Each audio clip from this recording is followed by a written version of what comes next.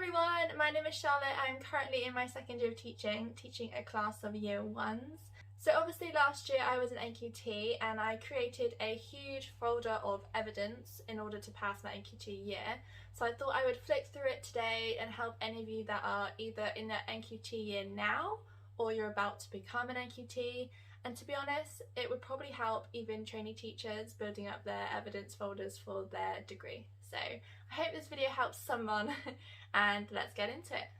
Here is the folder that I've chosen, and it is a blue lever arch folder, nice and big, plenty of space for all my evidence. As soon as you open the folder, I have my dividers. A quick hack for you is I've actually put the dividers in a plastic wallet so that they are bigger than the plastic wallets. For example, this information is in a plastic wallet, and normally they would hide the divider, but by doing this, it doesn't, so you can still see each divider clearly. The sections I've included are mental meetings, targets and observations, teacher standards, CPD, and then at the end, observations and notes. I'll go through them each now, but before that, I've also just included the one-page overview of the teacher standards, just so it's there to refer to when collecting my evidence. The first section is mentor meetings, and each week as an NQT you will meet with your mentor to work on your targets and discuss what you've achieved each week. You should be having these weekly. If you're not, then I would talk to someone about it, because try and get them as much support as you can. I don't know whether this year you might need to do it on like video chat or Teams meetings, but I would meet with my mentor every Tuesday after school, and every week we would fill in a form and print them off, and I have these all in my folder. I won't go into detail on each one. The second section is targets and observations. This hosts all my monitoring forms. If my books are monitored or a certain topic, that would all go in that section. Also, as an NQT, I got observed once a term, so 6 times in the year. Well, not in the last couple terms due to COVID, but I was, every term I was getting observed, and then my mentor would fill in a form and put all my positives and things to work on and my targets, and that's all in this section. So let's go on to this section. I will talk more detail about what I have in it. This is my teacher standards evidence. So the first bit, I've just have the longer version of the teacher standards. So I've got the overview in the first part, and this is just it all individually mapped out, so it's there I can refer to. I've then used a pack of dividers and outlined teaching standing 1 to 8 and then part 2, and each one includes evidence of each one. So I thought I would go through what kind of evidence you might want to include. This isn't completely finished. I feel like I could have done a lot more if COVID didn't happen and if I was still at school that whole time, but this is just what I've got and it worked well for me. So teaching standard 1 is set high expectations which inspire, motivate and challenge pupils. So within this, for TES 1A is establish a safe and stimulating environment for pupils rooted in mutual respect. So what I've done, I've just took a few pictures of my classroom. A lot of these I posted on Instagram, so I had them already. So my displays, a little bit of Christmas time, how it's all organised, and my displays are like stimulating and it's a nice place for the children to come each day. So just a few pictures of my classroom. This font, by the way, I downloaded from dafont.com if you want to know. I also used it for my English display. Okay, so the next piece of information is my marking and feedback monitoring form.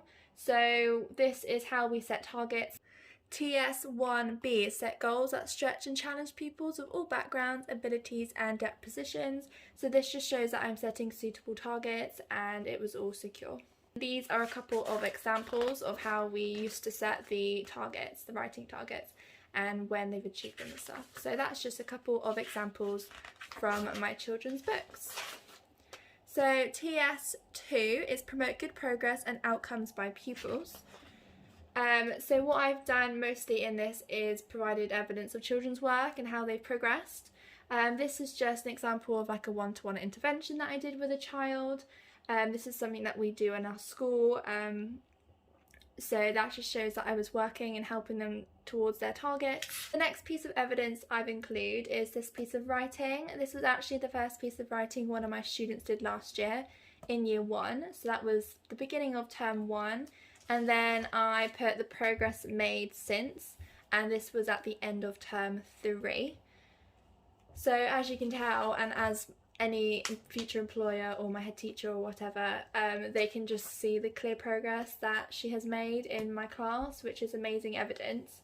And I've done the same for another child, so that's their first piece, and then this is how the writing has improved since, and then this is another example of pupil like an intervention that I've done. So you could do more examples of class work. There's plenty of evidence that you could provide for that.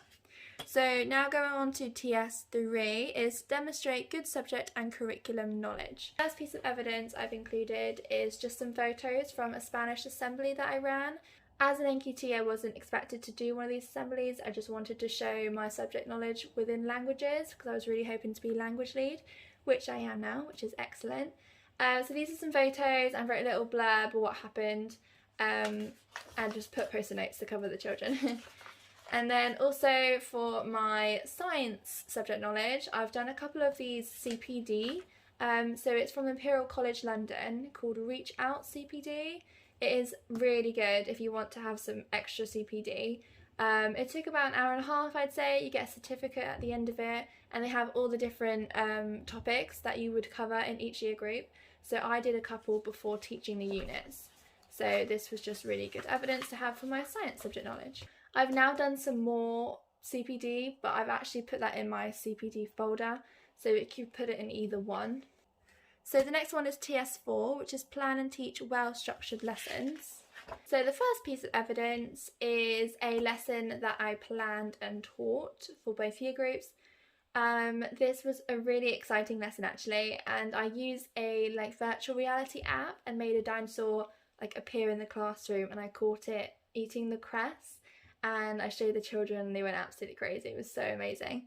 So this kind of links to TES 4E, which is contribute to the design and provision of an engaging curriculum, and then TES 4B, promote a love of learning and children's intellectual curiosity. So they were so into this lesson and they really wanted to know more. These are just some more pictures of the lesson. We basically wrote instructions for the dinosaur on how to make his own cress seeds, his own cress, so that he wouldn't eat ours. And I caught seeds in their books, and he was reading the instructions. I took pictures after the lesson, and it was just really fun to do. So I've actually put the plan here, and yeah, the whole shebang. Here I wrote a list of things I try and include each lesson, linking to planning well-structured lessons. Each lesson I ensure that work is effectively differentiated so that learning is accessible to all. There are extensions so that progress and learning is continuous, effective uses of TA, children are actively motivated in the input, and each lesson there are starter and a plenary. The next piece of evidence, I've actually put some examples of my planning.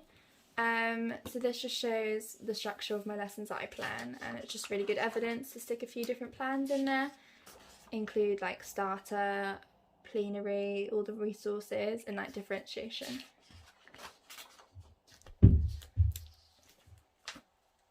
The next section is TES 5, adapts teaching to respond to the strengths and needs of all pupils. So within this section I've included a lot about differentiation. So TES 5A is know when and how to differentiate appropriately using approaches which enable pupils to be taught effectively. And then TES 5C talks about knowing how to adapt teaching to support different learners and different abilities. So this is an example of my planning that I have planned and resourced. This is a week of maths. So I've included the whole week to show how my lessons continue and how progress is made. And then it also has examples of how I differentiate. As well as the weekly planning, I've also included some examples of how I differentiate. For example, on this day, this is an example of what the lower ability had done, and then middle ability, and then higher ability. This way you can actually see how it was differentiated. And then I've also done another example of what my lowers would have done, my middle ability, and then my higher ability. And you can see how my highers were working with my TA and it's not just my lowers every time. And then also this was like a gifted and talented child, and example of how he was challenged after he'd done the activity. And look at this, like, he's amazing. The next section is TES 6, make accurate and productive use of assessment. So within here, every term we would assess the Year 1 common exception words and how many each child can read and spell. So this just clearly shows the progress they are making from like red and orange to now like green and blue, which is fantastic. And this is what we would do every term. Clearly I don't have the final 3 terms due to COVID, but this would be what it would look like, and then it would go throughout the whole year. This test is actually a post-module assessment from the White Rose scheme that we use, and actually 10 out of 23 of my pupils got full marks. So I wrote a list of all the children that got full marks, and the others did really well as well. So I put a few examples of their test papers, and then so this is more formative assessment and how I noticed they made errors during their work, and then commented this and we worked together afterwards. Okay, good old TES 7 is manage behaviour effectively to ensure a good and safe learning environment. If I bring this closer to you, this is just a list of some behaviour management strategies that I use in my class. Of course I put a little picture of a tambourine, but yeah, this is a list of things. Perhaps I can make a video of like behaviour management strategies that work for me if you're interested in that. So that's what I put here, and this is also just a picture of one of the things that I use in my class. It's like a light up whiteboard, and I stuck a picture of me on my Bitmoji, and when this was on, it was like a do not disturb when I was working with groups. This is an example of a reward chart that I was using with one child to try and not call out during lessons. So if he didn't call out for the whole lesson, he'd get a star, and then a certain amount of stars a day would get a treat. So this is just an example of one that I have used. I could have had so many more like picture evidence in that folder, but I just wrote it on a piece of paper instead. But that would be quite fun to evidence if you wanted to take the time to do it. So the last section is TES 8, fulfill wider professional responsibilities. So this just shows some extra things that I've done for the school throughout the year. This was pictures of me in Spain in February. Wow, it feels like so long that I actually went on holiday. But I actually took a picture of the badge in different places in Spain, and it was going to be used as an example for like how far our school can travel, and that was supposed to be for the Easter holidays. And clearly that didn't happen because nobody went anywhere in the Easter holidays. So I just put some pictures of here.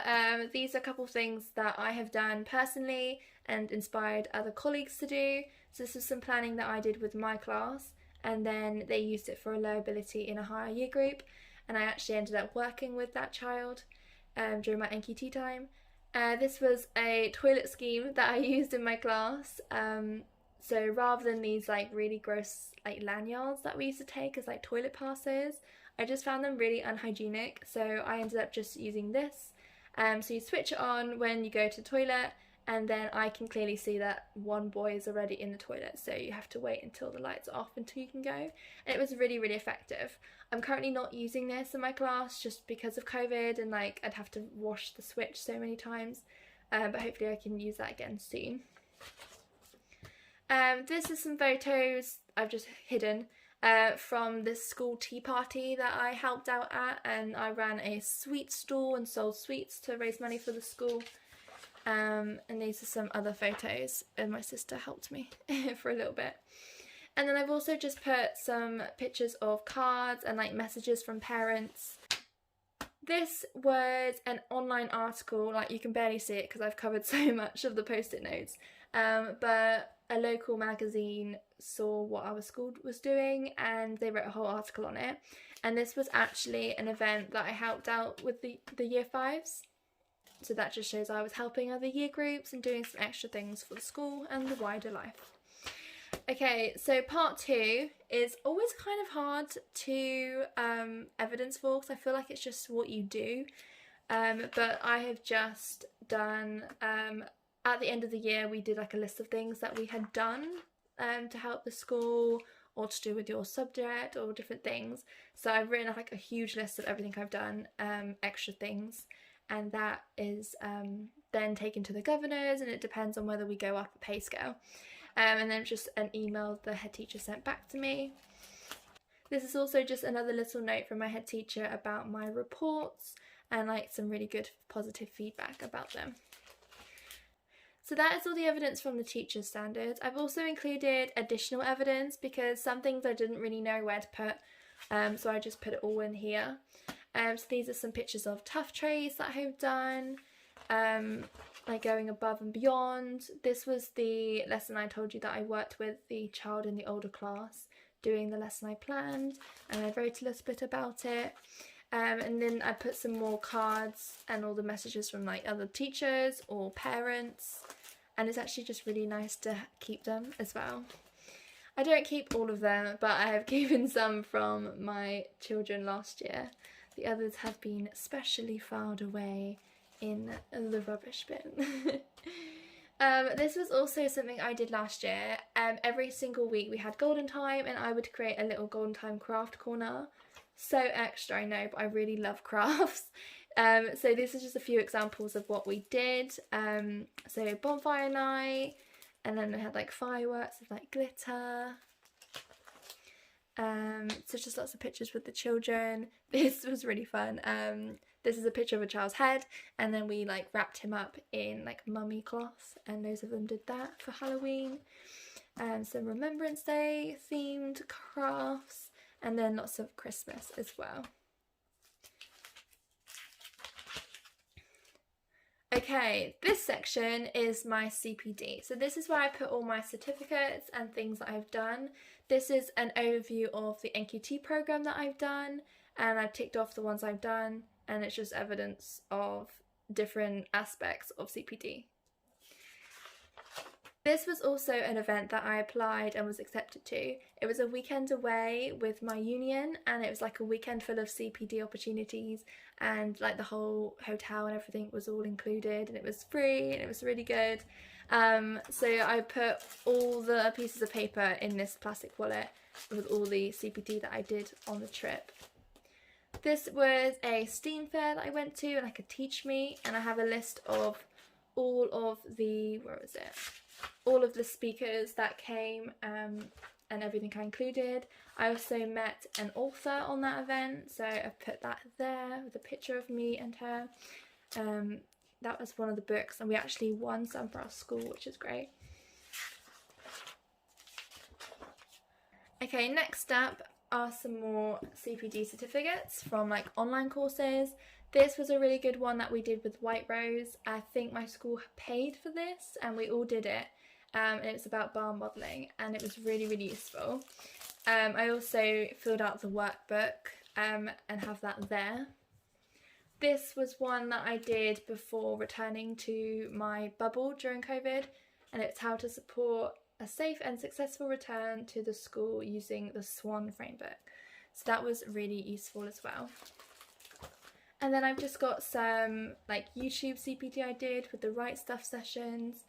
There were some notes from the CPD, and a lot of these are just notes from when I had my NQT inductions. Also went to a science fair one weekend for like primary science. This was a climate change CPD I've done. That's the science, I just stuck it in here as well as in my TS3 section.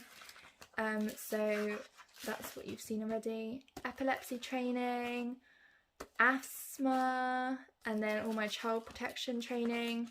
And then this is also my Sounds Right certificate of attendance. This is just a certificate of achievement that I passed my assessment that we had to send off and do. Okay, and then this is also just like loads of notes from all my different CPD, staff trainings, blah blah blah. It's all in here just to refer to if I want to and to show what I've done. It's actually so much if you think about it. Okay, right. Final section, we are almost there. This is just observations and notes. So during my NQT time, I would try my hardest to see a lot of different classes, observe different teachers, see their teaching styles. So in here, the first bit is just a learning walk that I did. I did one with the focus of behaviour management, and I went around the whole school dipping into each class and looking at different behaviour management strategies. And then I've also got the notes from that. These are some other notes from lessons. I don't know why that's not. Let me just move that around. So these are notes from my learning walk.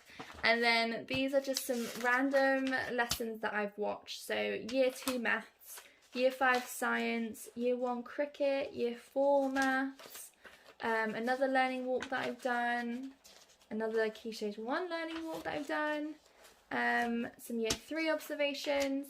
So if you do observe, just write down notes from the lesson. That will help you anyway, and then just put them all in your folder as evidence to show that you're effectively using your NQT time. So there is my complete NQT folder. I'm now going to use this to just include evidence throughout the years now, turn it into a whole teacher portfolio.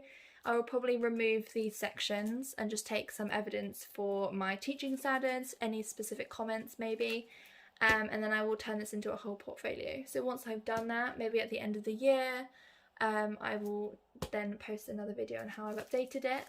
But that is my complete NQT folder. Thank you so much for watching, and be sure to subscribe to see more content. Bye guys!